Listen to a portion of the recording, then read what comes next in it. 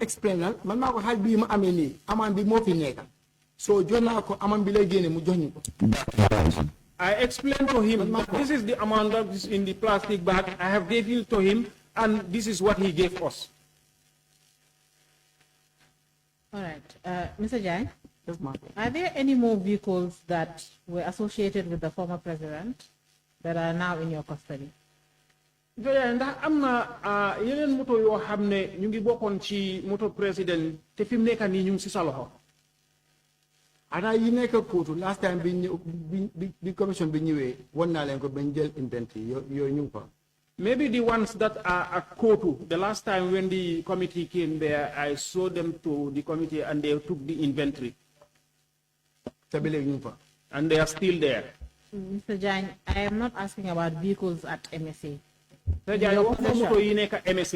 am asking about vehicles in your possession. No,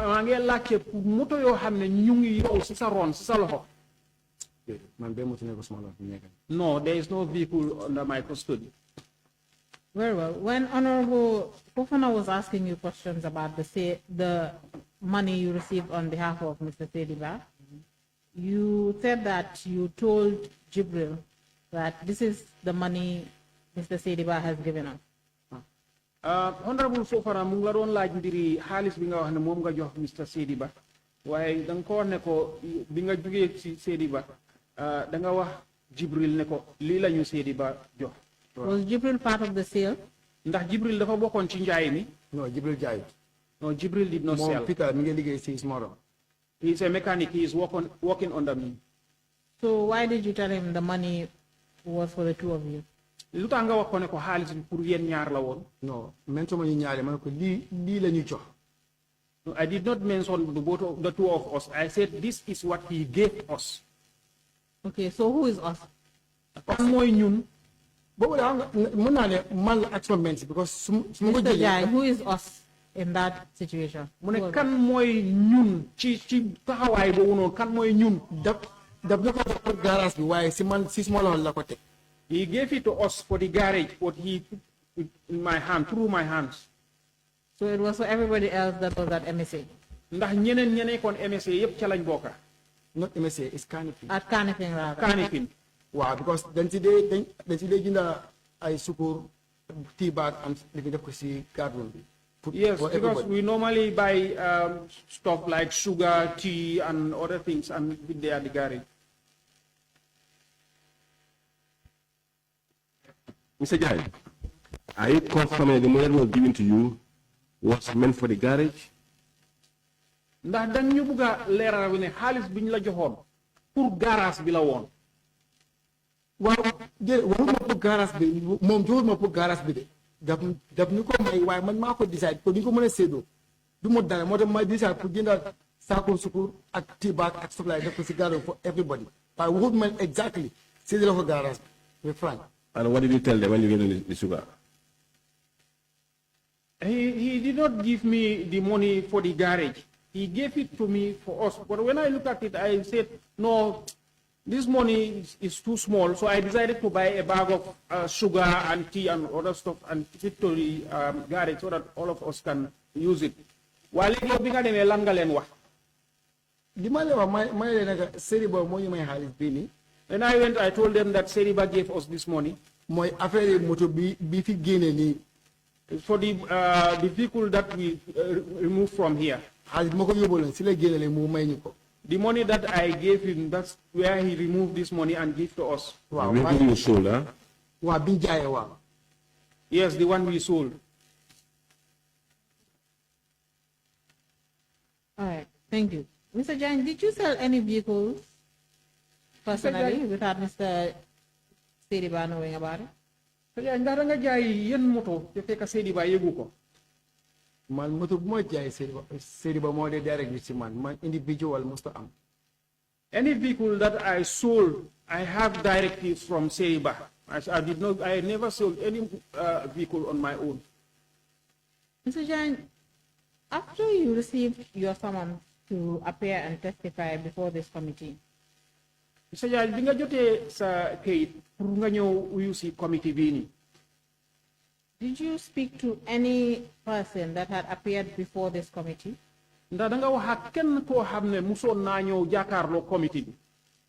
Ana moom Seydi Ba daf comme like su ma waree ñëw daf ma dee call.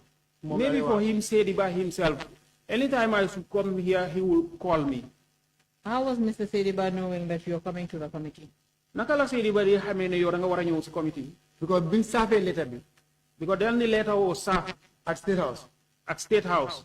Si lañ ko brief ne ko Jagne dafa dem uyu ji. That's the time he was briefed that Jagne should go and answer to the committee. How do you know that Mr. Seydi Ba was briefed about your summons? Naka nga xamee ne Mr. Seydi Ba waxoon nañ ko ne yow jot nga sa letter. Moom moo ne ma ne sa gars wax nañ ma ne dañ la saaf letter pour nga dem uyu ma ne ko waa digga la. He's the one who told me that your people told me you're supposed to go and you're given a letter to go and answer to the committee. I said yes. Okay, what else did he tell you? Ak lan la la waxaat. Comme because li ma wax bari na mooy for the first time li ma wax mooy ne so àggee you focus. What he told me a lot of things. First thing what he told me is when you go, make sure you focus. Wow, just waxal li nga xam ne ni élection la ko laajte nga mën koo wax. Say something that you know when you are asked about it tomorrow you will be able to say it again. Because mën ngaa recall yow sa boppa. Because you can remember yourself. Tractor yi yéen a ko demoon arrange. The tractors, you were the ones who went to arrange them. Ma ne ko waaw. I said yes. Mu ne suñu la laajte loolu nga explain. When they ask you, that's what you will explain. So first of all dama doon wax rek. Those are the kind of things he was telling me. Mr. Jagne, after your appearance here, the last day you appeared, did you speak to any other person that has received a summons or an invitation for an interview before this committee? Mr. Jagne, gannaaw sa teewaay bu mujjee bi nga mujjee teew fii. Ndax da nga wax ak keneen koo xam ne musoon naa ñëw jàkkaarloo committee bi. Xanaa kenn te kooku or someone that is supposed to appear after him. Wala keneen koo xam ne waroon naa jàkkaarloo committee gannaaw yow ba nga jàkkaarloo ak committee sa yoon bu mujjee bi. Loolu démb la mooy beneen boy biñ call kooku sax fuñ ko dañ ko call. That is only once. That is one of the boys who was called. Te kooku le mi ngi liggéey si Ismoro. The one is working under me. Fekk ñi ngeen ñëw démb mu receive call. When we were having our breakfast yesterday, he received a call. Bi ko waxee ne mu ñëw uyu fii comme like démb 11 o'clock. Then he was asked to come here tomorrow by 11. Yesterday by 11. Mu ne leen sama boss nga wax leen moom. He told them that my boss is here, talk to him. Ma jël phone bi wax ak kii ko call. I took the phone and I spoke to the person who called him. Mu explain mo mu ne ma dafa war a ñëw fii by 11 o'clock. And the person explained to him that he should come here tomorrow by 11 o'clock. Wow, so ma ne ko léegi amul problème nguur bu la ooyee uyu. Yes, and I told him that there is no problem. When government calls you, go and answer. Waaye soo àggee. But when you reach, bul nuba dara. Don't hide anything. So because moom fekkee ne boss yeeg yooyu ne ma ne ko bu la laajte affaire naka li fi safula fekkee ne moto yi bi ñu ko génne from Kanifing ñu ne dañ ko yóbbu police gars because ñu ànduñoo gars yi ndax àggul ñu xamu si dara ma ne ko soo àggee bu la laajte loolu leen wax leen exactly ñaata moto yi fi jëlee ak kan ma ko jël. When anything they ask you, don't hide. They ask you about the vehicles. I know when they are taking the vehicles here, they take them here, but they were taking them to police. But whether they reach there or they don't reach there, I don't know. But whatever they ask you that you know about the vehicles, say don't hide anything. That's the only person I spoke to. What is the name of this person? Sergeant Barabari. Sergeant? Barabari. Sergeant Barabari. Mom demain ko call. He was called yesterday when I was sitting with him. Why suppose I go home? Apart from that, I didn't talk to anybody. Mr. Jagne, you said Mr. Barry did not receive any summons. Mr. Barry received Ben summon. Now I'm. Then go call him as his makana. He was called yesterday in my presence. Why this any summon letter? Why I didn't see any summon letter. Now I'm asking you about people that have received invitations or summons before from this committee. Léegi maa nga laaj pour ñoo xam ne dañ receive invitation wala summons pour ñëw fii. Wa am na tamit keneen ko receive ko de sis moron la moo nekk. There is another person that one also is under me. fekk mi ngi Mankamakonda ñu ko wax Suute Jammeh. He was at Mankamankunda. He is called Sute Jammeh. si la ma call mu ne ma ne oga dañ ma jox samoon letter de. He called me to say, Oga, I was given a summon letter. waaye ñu ne Wednesday naa uyu. And they said Wednesday I should go and answer. ko try by all means so amade pass ma yónnee na pass nga make sure nga ñëw di right time su la waxee 11 demal 9 o'clock. He told him that try by all means and come. If you don't have money, I will send you money. If they tell you 11, make sure 9 o'clock you are there.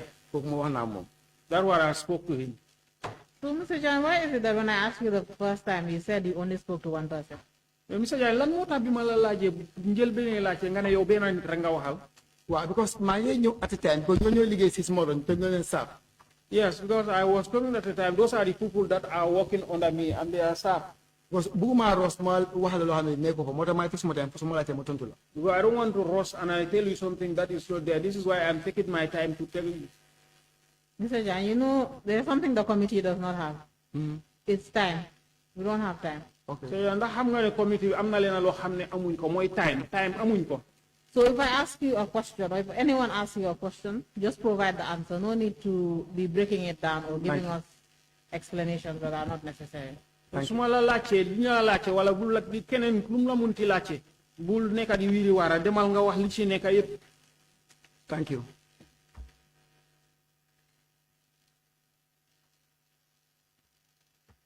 Mr. John, did you tell any of these two people?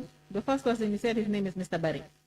Salim Bari. ku njëkk ki nga ne Mr. Barry la tudd. Mr. Barry and Mr. Jammeh, did you ever tell them what to say to this committee or not? Mr. Barry ak ndax da nga wax ak kenn si ñoom lu mu war a wax fii. amul kenn koo xam ne guide naa la soo àggee nga wax li déedéet. There is none of them that I guide that when you go say this or that. unless li ma lay wax mooy ne. The only thing I told them is. soo leen àggee nga wax sa diggante yàlla li happen bul nëbba kenn. When you read, just say the truth. Don't hide anything. because of Jammeh Mr. Jammeh. Because Mr. Jammeh. kooku leen suma statement bi sa bind naa ko fa because tracteur yi kiy jaay yoo xam ne bokkul si oxen bi. My statement I wrote it, the tractors that this guy sold that are not part of the auction. nga boobu moom moo ko transport. this Jammeh. Because those ones were transported by this Jammeh. so lii moo tax ma ne ko soo àggee bul nëbba dara how many tractor nga yóbbu wax leen ko. That is why I asked him not to hide anything. How many tractors you transported? Just tell them. because soo leen nëbbee am na kayit yoo xam ne am nañ ko yoo xam ne dafa clear bul nëbba dara. because If you hide anything to them, they have evidence. waaw su passé loolu waxuma kenn. Apart from that, I yooyu la don't ma tell record anybody. sorry yooyu la ma record right now ne wax naa ñoom te ñooy suma si suma doon la ñoo liggéey. Those are the ones that I spoke to, and those people are working under me. Mr. Jan, you know, this is your 5th time appearing before this committee. So ya xam nga ne bii mooy sa juróomeeli yoon ngay ñëw jàkkaarloo committee bi. dëgg la. Yes, it's true. Every single time, te waxtu bu nekk when you come before this committee, when you appear before this committee, boo ñëwee jàkkaarloo committee bi you are not honest with the committee. doo dee déggu si ñoom. You don't want to tell the committee everything you know. doo dee bëgg a wax committee bi. Mr. Jan, I'm not inviting. non dégguma foofu loolu laa bëgg mu clair. Okay, you can tell him to doo dee repeat. déggu si committee bi. doo leen dee bëgg a wax lépp. Yes. You don't tell the committee everything you know. doo dee wax committee bi lépp li nga xam. And you've been trying to hide information from this committee. te yaa ngi jéem a noba information committee bi. And even going further to speaking to other witnesses that are supposed to appear before this committee. emuloo si loolu sax ngay continuer di wax ak yeneen witness yoo xam ne ñu ngi war a ñëw pour wax ak committee bi. The committee in its investigation, committee bi seen gestu bi. we have found that, or the committee has found that, committee bi dem nañ ba gis ne. you have been selling vehicles that are identified by the Jammeh Commission or vehicles that are associated with the former president. yaa ngi jaay moto yoo xam ne Jammeh Commission ñoo leen identify wala moto yoo xam ne ñu ngi bokk ci moto former president. And this is something you should have told the committee. te lii la loo xam ne danga ko waroon a wax committee bi. Because you've had ample time to tell the committee. nga amoon nga waxtu bu bëri pour wax ko committee.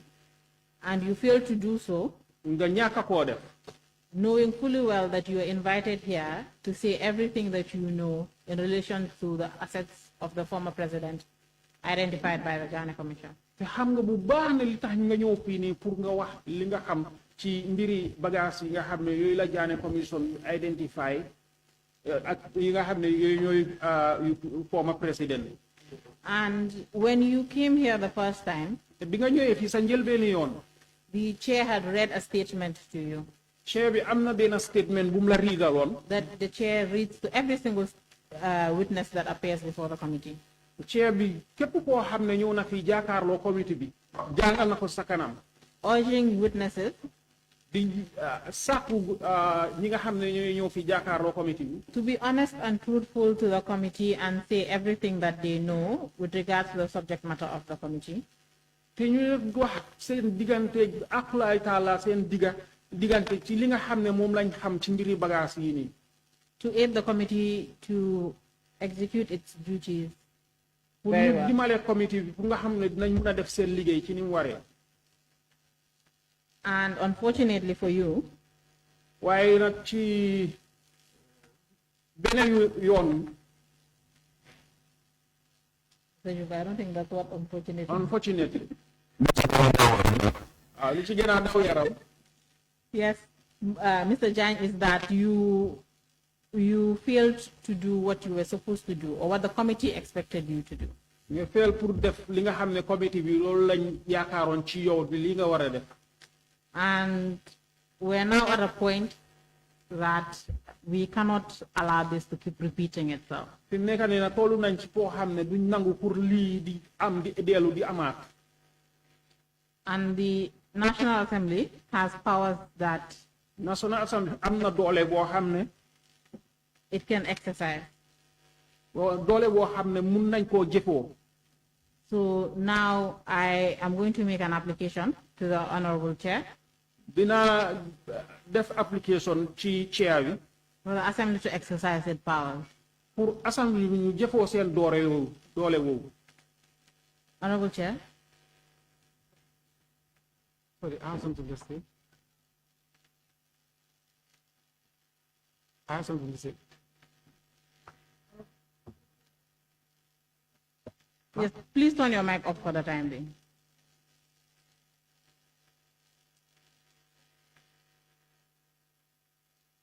So, Honorable Chair, I have an application to make, and it seems the witness wants to say something, but I'd suggest that I make my application first, and then the witness can say anything he wants to say to the chair, if the chair would allow. All right, very well. Honorable Chair, pursuant to Section 12 of the National Assembly Powers and Privileges Act,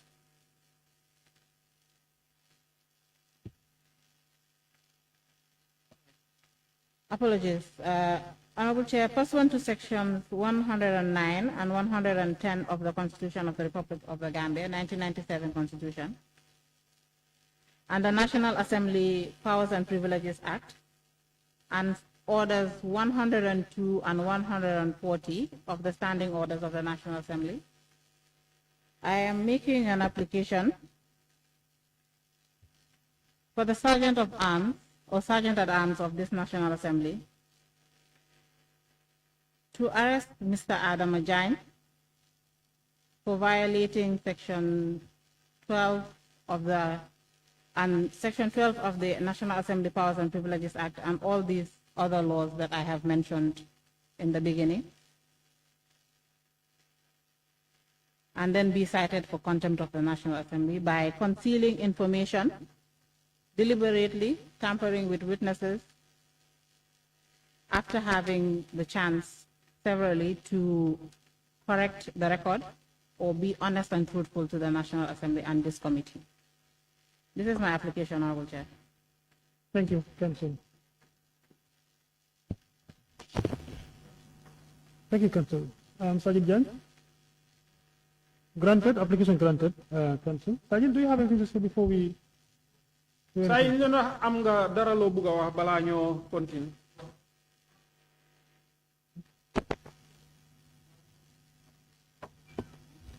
li ma am pour wax mooy What I want to say is, nekkul ne dama leen gis ne dañ ma witch hunt. I am not seeing that as if you are witch hunting me. So doomu adama bi Can I interject, please? I'm giving you only 1 minute to say something. So that would be beneficial to the committee, okay? Nga jox benn minute rek pour nga wax boo xam ne dina amal committee bi njëriñ. de fi mu nekk nii man awma dara ma lu dul as far as appel du mën a du mën a exist. So I'm here with you guys. Whatever you guys did, I'm with you guys. I have nothing to say. The only thing that I can say is, as long as it has happened, I'm with you people. Whatever you said, I am with you. They sell me out. Let me take it out. All right, thank you so very much, Council. Thank you, honorable members of the committee.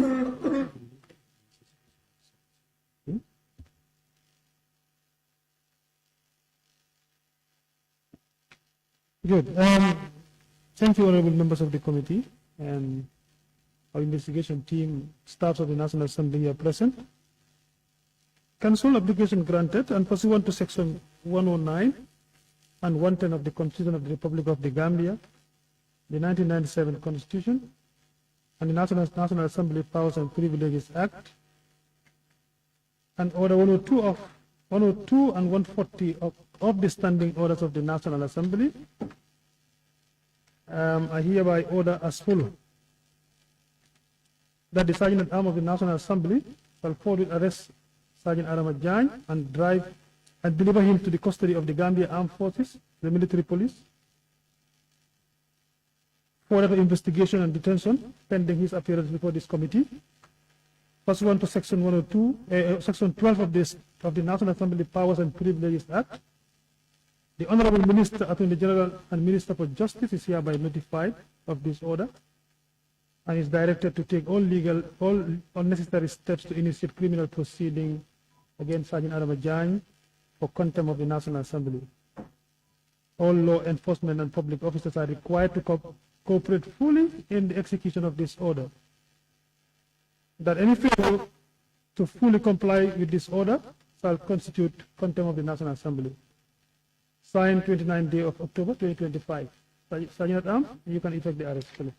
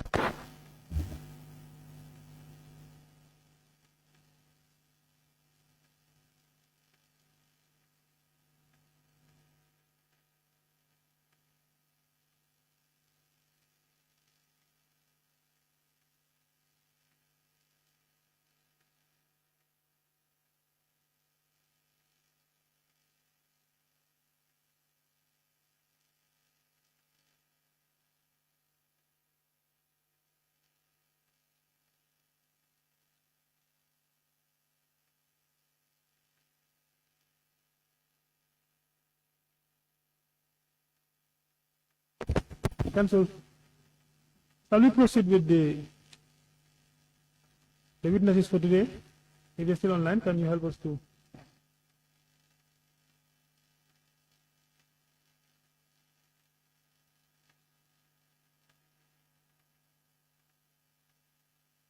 Okay, then we can adjourn for 10 minutes and come back again after prayers. Thank you.